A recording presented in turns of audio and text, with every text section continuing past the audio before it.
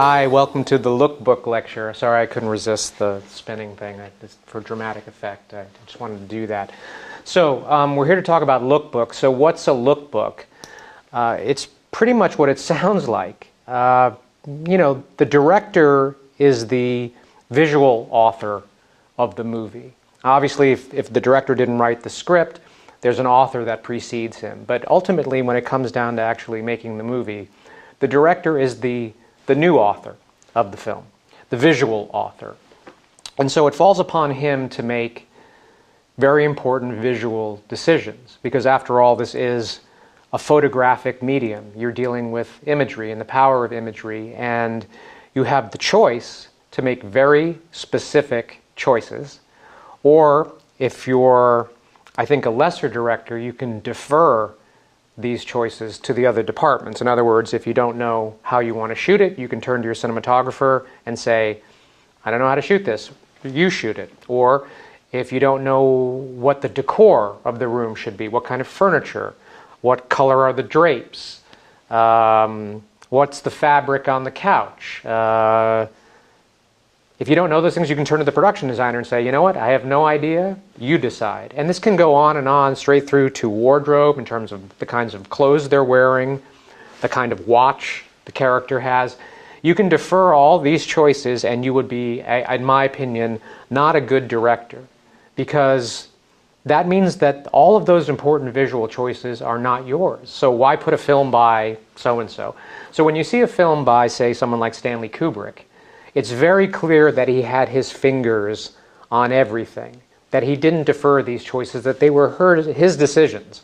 That's not to say that you don't collaborate with your department heads. You should. You should definitely collaborate, but you have to guide them. You have to present a starting point. So the lookbook is really the starting point for discussion. It's the way forward. It's the beginning of the visual process. So how do you start? Well, I usually start with maybe this is the hardest thing to do. I try to find an image somewhere, and it can come from any number of sources. It can come from other movies, it can come from photography, still photography, it can come from fine art, paintings. It can come from anywhere, but I try to find an image that represents the theme of the movie. Or I don't even want that sounds a little bit too hoity-toity. It's not just the theme, it's like, what is the feel of the movie? Is there an image somewhere out there that captures the mood, the emotional atmosphere of the movie? And that's an interesting place to start. It's hard because how can you find one image? But like, for example, I made a film called The Big Empty. I found the actual cover of the script. And if you look at this, you'll see that I actually cut out a picture and pasted it to the front of the script. For me, it was an image that summed up the feeling of the movie, which was in a lot of ways about loneliness and disconnection from the world, and it was a fairly sad movie. And I had some ideas about the color. That I had this idea that I didn't want it to be a colorful movie. I wanted it to be almost like a black and white movie, and the producers wouldn't let me make it in black and white because they felt that wouldn't be commercial. So I kept thinking, like, is there a way to stylize this in such a way so that I don't have the characters wearing colorful clothes, and maybe we paint the walls neutral colors like grays or browns, and can I do that? And I found this image by Edward Hopper called New York Movie from 1939. And Edward Hopper is one of the great American painters and influenced a lot of filmmakers because his frames, his paintings are very, very cinematic. And so this New York Movie by Edward Hopper, I saw this image. I just happened to come across it. And it wasn't like I had a homework assignment. Nobody ever talked to me about lookbooks like we're talking now. I was just like, I need an image. I need something that can help, I don't know, solidify or make this thing that I had, this feeling I have about the movie, tangible. So I found this picture and I pasted it, cut it out and pasted it to my script. And that was the beginning. I think that was one of the first things I showed my cinematographer. I said, see this image? This is what we're going for. This is the idea. And automatically, the cinematographer, and then I showed my production designer and my costume designer, I showed them all this image. And they were like, we get it. We see where you're coming from. You see, if you don't present images to your departments, they don't know what's inside your head. You can talk all day about ideas, but a picture speaks 1,000 words, right, as the expression goes. So anyway, what do you want to do with the lookbook? Well, if you can find a single image that captures the theme, that's a great place to start. But the other thing that you want to do is create individual files for each department. So for example, a couple years ago I made a film called Where's Roman? It's actually like a half-hour short. I hadn't made a short in a long time, and it's very visual. It's very visual. It's very expressionistic. If you look up German expressionism, if you Google that, you'll see that the sets are very surreal. It's very much a nightmare. It's kind of a horror thriller. And I had a very specific idea about the color and the kinds of clothes, and so I created this lookbook. And the Where's Roman lookbook has 4 distinct folders where images will go. And this is what you're going to do. You're going to create a general mood folder. A general mood folder is images like the main governing image that sort of speak to the whole film. Like, these are images that aren't necessarily super specific. This is what the movie feels like. The next folder you're going to do is specifically for cinematography. This is lighting and composition. Lighting and composition, these are the kinds of shots specifically that you're going for. Composition, the kinds of frames. Is there a lot of negative space? Are there a lot of high angles or low angles? Am I using long lenses or wide lenses? These are shots, and again, these can come from other movies, these can come from paintings, anything that speak to the types of shots, the kinds of compositions, and also the lighting. The quality of lighting. Is it strong, noir lighting with Venetian blinds patterns? Is it soft lighting? Is it silhouettes? What is it? The next folder that you're going to create is for production design. This is specifically the sets. These are reference photos that speak to the types of sets. Does it take place in a church? Does it take place in a bar? If so, what kind of church? What kind of bar? Does it take place in a bedroom? Well, what kind of bedroom? Is it a frat guy's bedroom? Is it a nerdy kid's bedroom? Is it a college professor's bedroom? What is the kind of stuff that you find? Again, you have to start to present these ideas so that the production designer, the cinematography know what's inside your head and can start to contribute. It doesn't have to be all the answers. It doesn't mean that you have to do exactly what these images say, but it's again a beginning point for discussion. And finally, there's wardrobe, the costumes. What are these people wearing?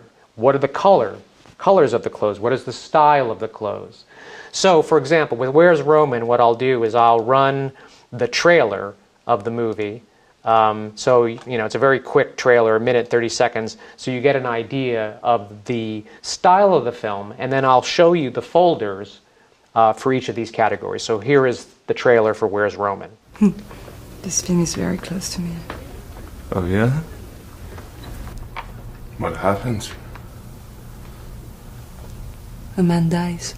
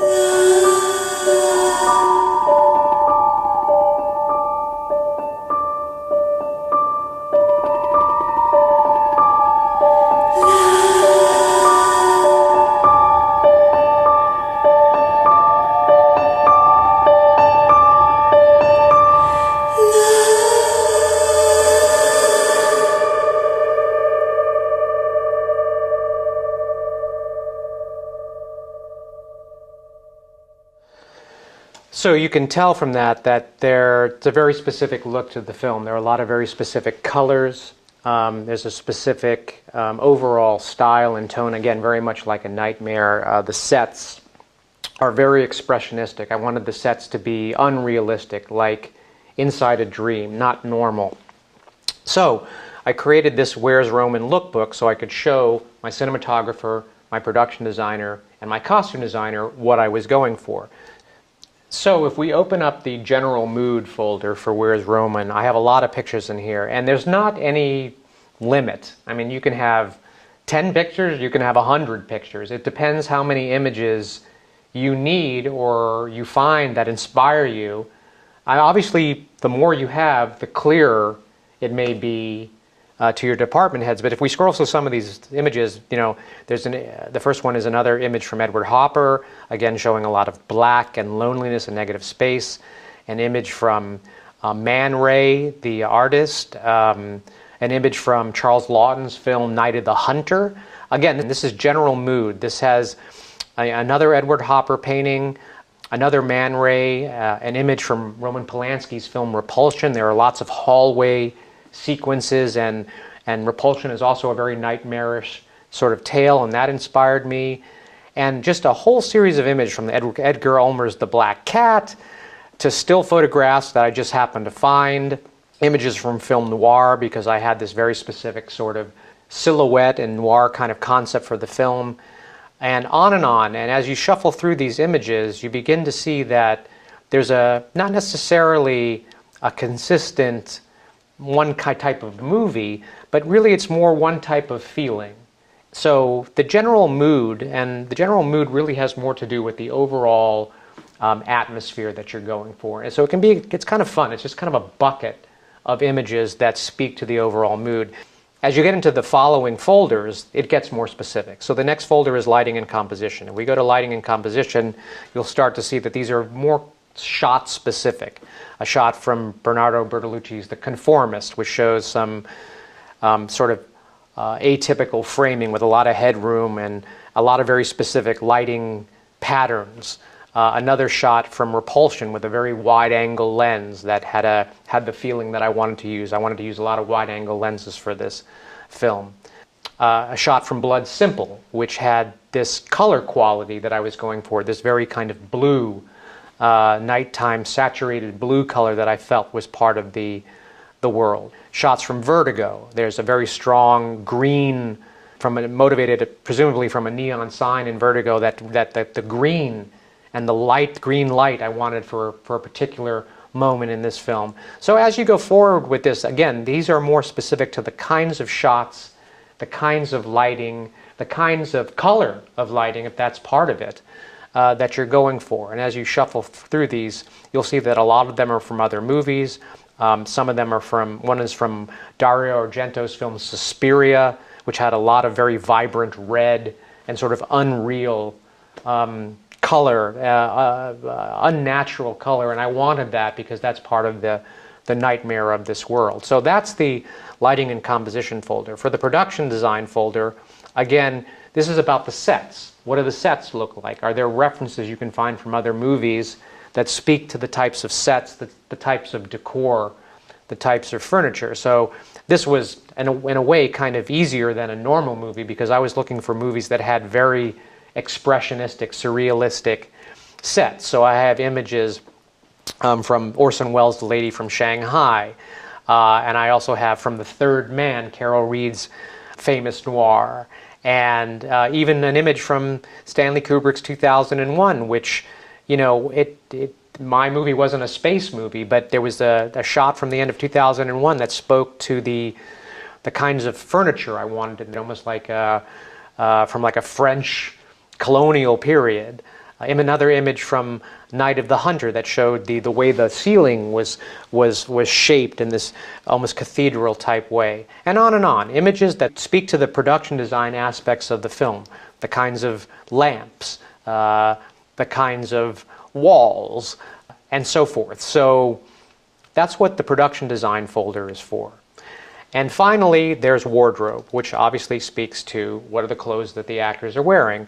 And in Where's Roman, there are three key characters. There's the femme fatale. And the femme fatale, I had this idea that she would be wearing very specific vintage clothing. In my mind, she was in 1940s and 50s kind of dresses. So I had references for the kinds of dress, the kinds of style of dress from that period, and the kinds of colors. And I had about 5 different images of that type of dress. The main character is really this sailor, and so I had this very specific sort of dark pea coat, as they call it. It's like a wool dark suit with a heavy collar. So I had, 5 different images of the kind of sailor coat. Some of them were from a movie called The Last Detail that I remember, where there were images of Jack Nicholson in this kind of coat. Others are from just, I Googled, Navy coat, and I found images. There was another image from The Dead Zone, David Cronenberg's movie with Christopher Walken. I realized that he was wearing the same kind of coat. So that becomes very clear to the costume designer what I'm going for. And finally, the other sailor, he's in classic sort of Navy whites. And so even though I can say, those white uniforms that those sailors wear? Well, just to be clear, here are 2 pictures that show exactly what I'm going for. It's all about specificity. It's about providing your crew a clear image of where you see this movie going, how you see this movie. That's really what it is. How do you see this movie?